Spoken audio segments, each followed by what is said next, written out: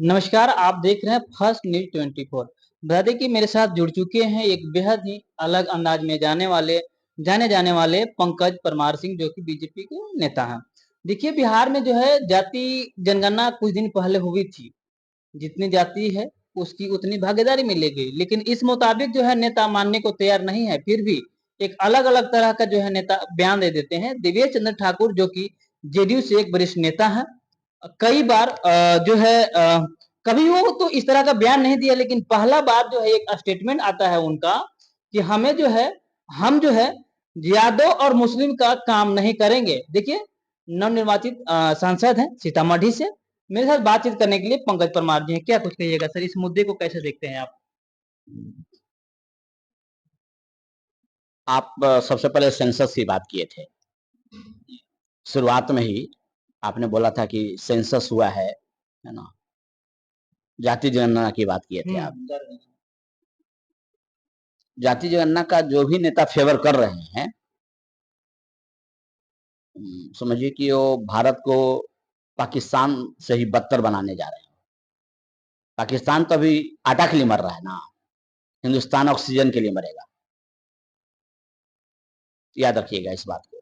जाति जनगणना का जो भी सपोर्ट कर रहे हैं, वो हिंदुस्तान को आटा के लिए नहीं, ऑक्सीजन के लिए मरवा देंगे। और ऑक्सीजन के लिए फिर हिंदुस्तान को बाइडेन के पास जाना पड़ेगा कि हमको, हमारे पास हॉस्पिटल में ऑक्सीजन कम गई है, जितना जिससे ज्यादा से ज्यादा हमको ऑक्सीजन चाहिए। क्यों, बता देते हैं। बिहार की जाति जो सेंसस का जो रिकॉर्ड निकला 14%, उसमें यादव जी हैं। और भी सब परसेंटेज, सब जाति के परसेंटेज निकला। सपोर्ट करने वाले को बता रहे हैं, तुम क्या चाहते हो कि 14% जाती है तो 14% पोर्टफोलियो उनको मिलना चाहिए। क्या चाहते हैं आप? आपको रेल के बारे में, रेल के चक्का का डायमेंशन के बारे में जानकारी आपको नहीं है। आपको सब चीज इंजीनियर ही बताएगा। कुछ कॉमन सेंस आपको भी तो चाहिए ना। मान ली कि वो एकदम अंगूठा छाप है और उसको आप बहुत अच्छा पद दे दिए बिहार में कि क्या भाई 14% इसका जनसंख्या है। कहाँ जाएगा बिहार हमारा? जो उस लायक है ना, जिसमें कुवत है या जिसमें मेरिट है, उसको पद दीजिए ना, चाहे किसी भी जात का हो। जाति से क्या मतलब है ना? जब पद देने की बात है, कंट्रोल करने की बात है बिहार को या देश को, तो मेरिट के अनुसार पद मिलना चाहिए, नॉट अकॉर्डिंग टू सेंसस, है ना? आप कल्पना कीजिए ना, सेंसस के अनुसार यदि पद दे दिया जाए तो हमारा भारत कहाँ चला जाएगा। अभी जो रेल मंत्री हैं, पूरे देश में जाति जनगणना करने की मांग कर रहे हैं विपक्षी पार्टी। विपक्षी तो वही काम ही करता है कि हिंदुस्तान को ऑक्सीजन पर भी आना पड़ जाए, है ना? अभी तो भारत कुछ ये 10 साल में बहुत कुछ ठीक हुआ है। राहुल गांधी तो और कहते हैं कि विपक्षी जनगणना भी होना चाहिए और धन भी बंटना चाहिए। हाँ, दिव्येश चंद्र ठाकुर जिन्होंने जो बयान दिया उसको कैसे देखते हैं? दिव्य चंद ठाकुर जो बयान दिए ना, जब समुदाय आप बोल रहे हैं और यादव और मुस्लिम को वो काम नहीं करेंगे, कोई भी ऐसा इंसान ऐसा बयान दे सकता है? कोई भी इंसान जिसके फादर भी पॉलिटिक्स में रह चुके हो और फिर अपने भी अच्छे अच्छे जानकार और अच्छे अनुभवी व्यक्ति हो, और काफी अच्छे व्यक्ति हैं, नो डाउट। ठाकुर जी काफी अच्छे व्यक्ति हैं, और उनके मुख से यदि इस तरह का बयान आता है कि हम ज्यादा और मुस्लिम का काम नहीं करेंगे, इसका मतलब हमारे अनुसार psychologically, as a literate person, हमारा अंदाजा ही नहीं, पक्का विश्वास है कि दोनों जाति से काफी वो त्रस्त हुए होंगे, या पटना में त्रस्त हो या सीतामढ़ी में त्रस्त हो। उनका जो त्रस्त है ना, उनका त्रस्त ही ये तमगा बताता है। उनके जो गले में जो तमगा लटका हुआ है, उनका त्रस्त ही तमगा बताता है कि हमारे साथ क्या घटना हुई होगी। तो हम तो चाहेंगे कि जो बयान दिए हैं, जातिगत बयान तो ऐसे नहीं देना चाहिए, लेकिन यदि उन्होंने दिया है तो उनका क्या दर्द है, दर्द छलक के आ जाए, है ना?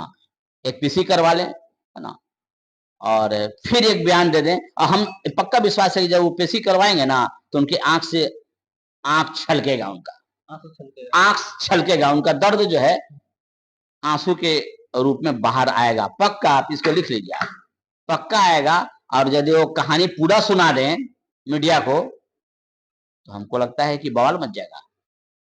ऐसे कोई आदमी नहीं बोलेगा कि मैं उसका काम नहीं करूंगा। कहीं पे जिस तरह से अभी चल रहा है, हमेशा कुछ कुछ विवादों बयान को लेकर के देखा जाता है, तो मैच में भी देखा जाता है कि इसको बैकआउट करो, जैसे फिल्मी दुनिया को, नेपोटिज्म को बैकआउट करो, तो कहीं ना कहीं कहते हैं कि इस खिलाड़ी को ही बैकआउट करो, तो कहीं ना कहीं चुनाव में उन्हें बैकआउट किया गया क्या?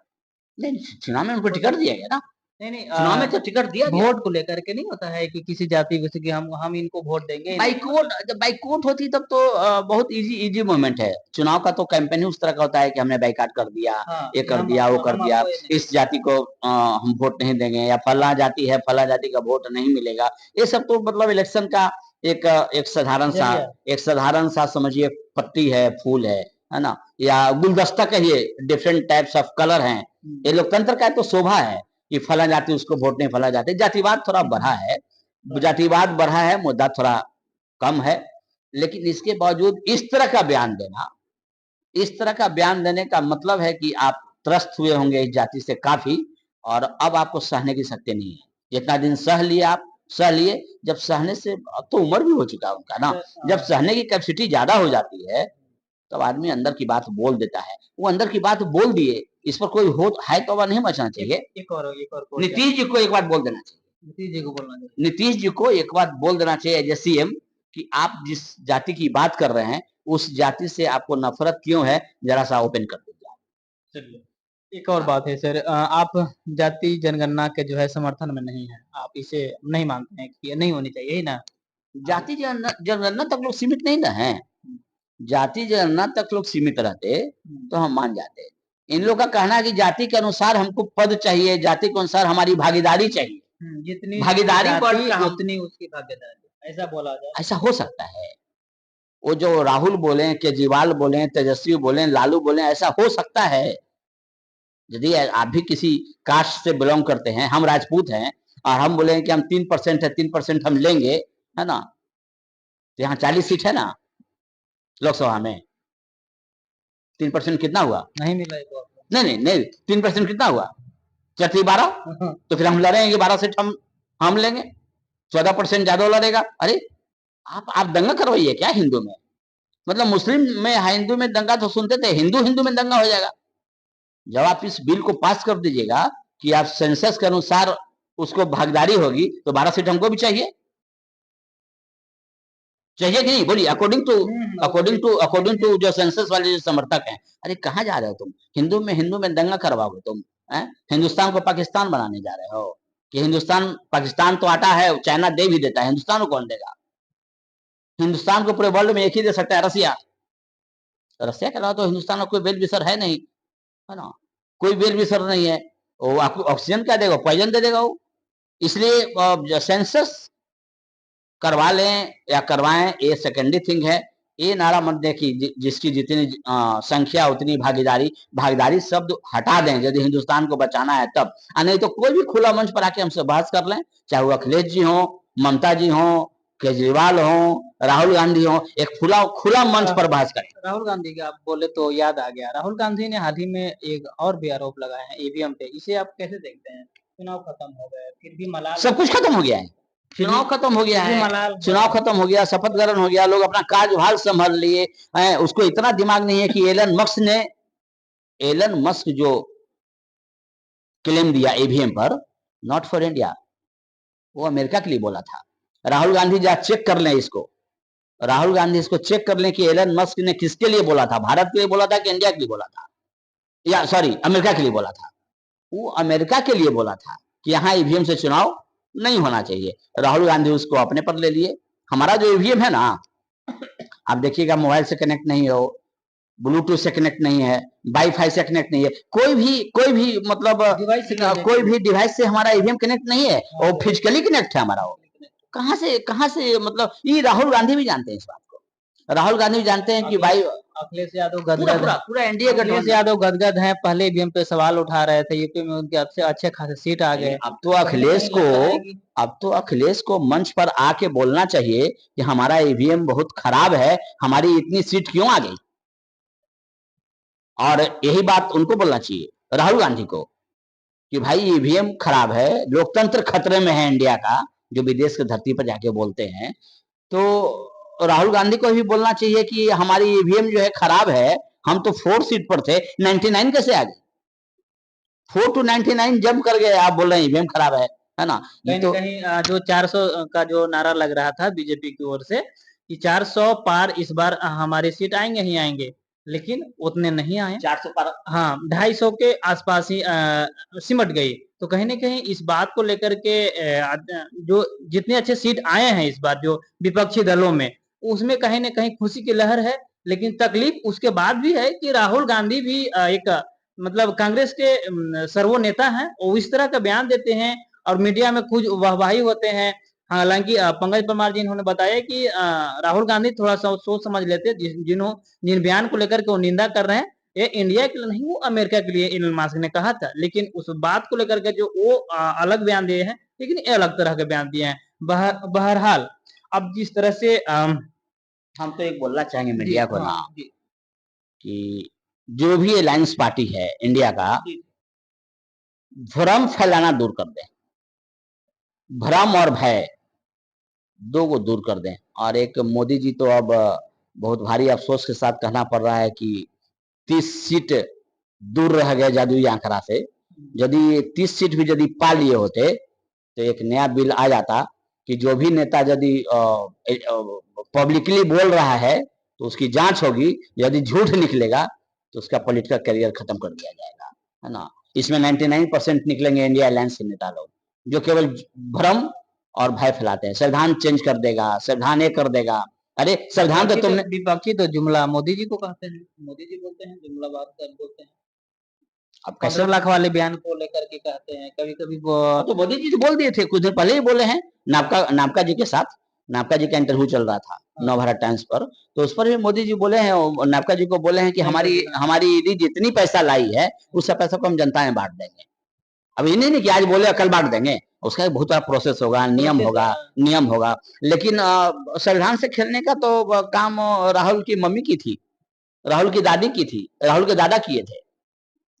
मोदी जी कहाँ करते हैं? आरक्षण के बाद छेड़छाड़ की अलीगढ़ मुस्लिम यूनिवर्सिटी में रातों रात बिल पास करके और सबका आरक्षण हटा दिया गया और उसको मुस्लिम यूनिवर्सिटी घोषित कर दिया गया।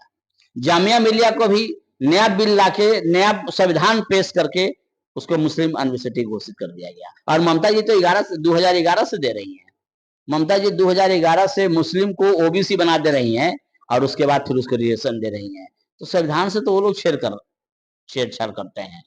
मोदी जी तो कभी संविधान से छेड़छाड़ किए नहीं। तो मोदी जी तो हमेशा सिर पर रखते, संविधान तो सिर पर रखने की चीज है, संविधान हाथ में लेके घूमने की चीज है। यहाँ की यदि जनता यदि देखती, एक लाल किताब का डायरी लेके राहुल घूमता रहता है ना? संविधान को ऐसे घुमाने की चीज है, संविधान को ऐसे घुमाने, बकुली नहीं है आपका, बुढ़ापे का सहारा नहीं ना कि संविधान एक लाल डायरी है, उसको आप जहां जा रहे हैं वहीं घुमा रहे हैं, जहां पाए वहीं ऐसे निकाल के दिखा दिए। अरे संविधान को एक जगह रखने की चीज है, उसको सिर पर रखने की चीज है। जैसे हमारे विश्व गुरु मोदी जी फर्स्ट जो मीटिंग किए पार्लियामेंट में, तो सबसे पहले प्रणाम उन्होंने संविधान को किया, देखे होंगे आप।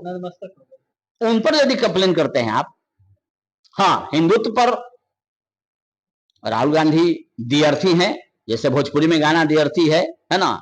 दिन में कुछ न बोले, रात में चोली खोले, वही है राहुल गांधी, है ना? दियर्थी बात करते हैं, ना हिंदू का ना मुस्लिम का। उनसे आप पूछे ना कौन कास्ट है वो। सेंसस कराएंगे तो क्या लिखेंगे, मुस्लिम लिखेंगे कि हिंदू लिखेंगे? क्या लिखेंगे? सेंसस कराने की तो बड़ा पुरजोर पैरवी कर रहे हैं वो लिखेंगे क्या? इलेक्शन कैंपेन में बता देना चाहिए था मंच पर से कि हम हिंदू लिखवाएंगे, मुस्लिम नहीं बोले। सेंसस करवाएंगे, हम क्या है ना? लेकिन एक विश्व गुरु मोदी जी पैदा हुए हैं, वो तो खुल के बोल देते हैं कि हम हिंदू हैं, आज हिंदुत्व का साथ देंगे, खुल के बोल रहे हैं। कोई दियर्थी बात नहीं। सरजू में डुबकी लगा रहे हैं, माला को ऐसे ऐसे जप रहे हैं, विश्व को एक संदेश दे रहे हैं कि मैं हिंदू हूं और हिंदुत्व को आगे बढ़ाऊंगा। राहुल गांधी को जब इलेक्शन आएगा, जब मंदिर नजर आता है, ऐसे उनको नजर आता है वो मस्जिद, राहुल गांधी को ऐसे मस्जिद नजर आता है ना? और जब इलेक्शन आएगा तो उनको मंदिर नजर आएगा, गधा नजर आएगा। अखिलेश की सरकार में जानते कितना कब्रिस्तान खुला था? 198 कब्रिस्तान, 198 कब्रिस्तान अखिलेश ने खोला था। हाँ, मंदिर कितना बनाए थे वो? 0 मंदिर, 0 कब्रिस्तान 198, क्योंकि हमारी जनसंख्या 80% है। क्या बोलेगा अखिलेश? आप लोग मीडिया लोग एक बार तय कीजिए, है ना, कोई गांधी मैदान की तरह जगह हो, है ना, और किसी को आप बुलाइए, राहुल, अखिलेश, ममता, दिस एंड दैट, जरा हम भी जरा डिबेट करके देख लें कि कितने पानी में सच्चाई पर आते हैं, बशर्ते डाटा के साथ, थेथरोलॉजी नहीं, थेथरोलॉजी नहीं, डाटा के साथ आप आना पड़ेगा। हम भी डाटा के साथ रहेंगे, आप भी डाटा के साथ रहिए। आपने क्या किया पब्लिक के साथ, हमने, जो हमारी पार्टी है वो क्या किए पब्लिक के साथ। आप जाइए ना, इटली में तो गए मोदी, मोदी जी तो G7 का सदस्य नहीं है, पता है आपको? G7 का सदस्य नहीं है मोदी जी, G7 का सदस्य नहीं है। उसके बाद भी इटली की जो पीएम थी, उन्होंने रिस्पेक्टेड बुलाई, और मोदी जी गए भी, और मोदी जी का जो टेबल लगा हुआ है सेंटर टेबल में, सेंटर में है, सेंटर में है, और मेलोडी या मेलोनी क्या नाम है, लोग मेलोडी कर दिए, उधर से मेलो ले लिए, और मोदी जी से डी ले लिए, उनका नाम मेलोडी कर दिया। अरे इतना तो इतना इतना स्तर गिर चुका है लोग का। यदि कोई इटली की पीएम यदि फोटो खिंचवाना, इटली की पीएम क्या, फ्रांस, जर्मनी जो भी चाह रहा था सब सेल्फी लेना चाह रहा था मोदी जी के साथ। ये हमारे लिए गर्व की बात होना चाहिए, है ना। लेकिन इसको वो लोग नेगेटिव सेंस में बदल दे रहे हैं, है ना। मेलोडी एक ग्रुप बना दिए। अरे बताइए कितना कितना उनकी सोच गिर गई है ना। और उस पर हमारे जो इटली की जो पीएम है वो कमेंट भी की है, मोदी जी के सपोर्ट में कमेंट भी की है। और ऐसे तो हमारे आपके जो